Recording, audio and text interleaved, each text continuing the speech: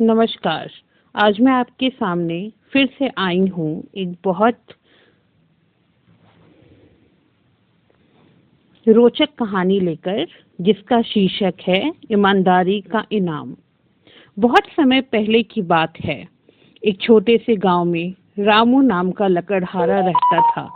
रामू गरीब था, पर दिल का बहुत सच्चा और ईमानदार। रोज सुबह नदी किनारे जाकर लकड़ियां काटता और उन्हें बाजार में बेचकर अपने परिवार का पेट पालता। उसकी एक ही दौलत थी, पुरानी लोहे की कुल्हाड़ी, जिससे उसकी रोजी रोटी चलती थी। एक दिन रामू रोज की तरह नदी किनारे लकड़ी काट रहा था। अचानक कुल्हाड़ी उसके हाथ से फिसली और छपाक से गहरे पानी में जा गिरी। रामू घबरा गया। वो नदी किनारे बैठकर फूट फूट कर रोने लगा। हाय, अब मैं क्या करूंगा? यही कुल्हाड़ी तो मेरी जिंदगी थी। अब मेरा परिवार भूखा मरेगा। रामू का रोना सुनकर नदी का पानी हिलने लगा। तभी पानी में से तेज रोशनी निकली और एक चमकते हुए जलदेव प्रकट हुए। उनकी आवाज में बादलों जैसी गूंज थी। हे वत्स, तुम क्यों रो रहे हो? रामू ने हाथ जोड़कर कहा, हे देव, मेरी लोहे की कुल्हाड़ी नदी में गिर गई, जिसके बिना मैं लकड़ी नहीं काट सकता। मेरा घर कैसे चलेगा?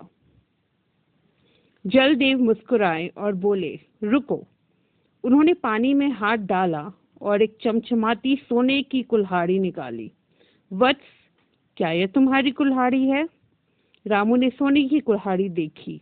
एक पल के लिए उसकी आंखें चमकी, पर फिर उसने सिर झुका लिया।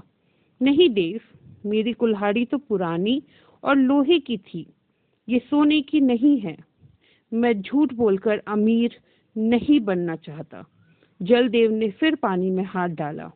इस बार चांदी की कुल्हाड़ी निकाली, जो दूध जैसी चमक रही थी। तो क्या यह है तुम्हारी? रामू ने फिर मना कर दिया।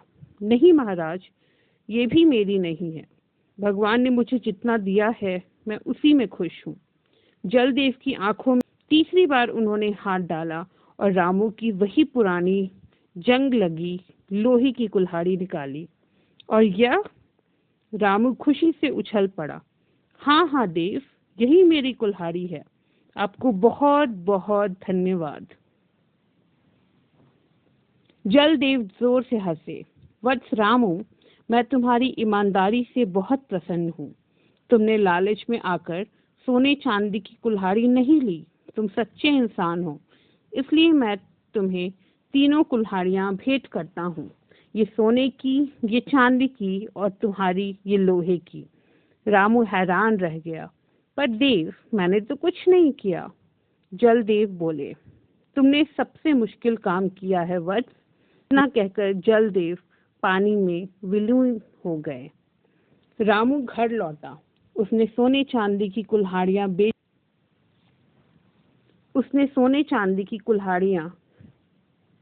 बेच दी, पर घमंड नहीं किया।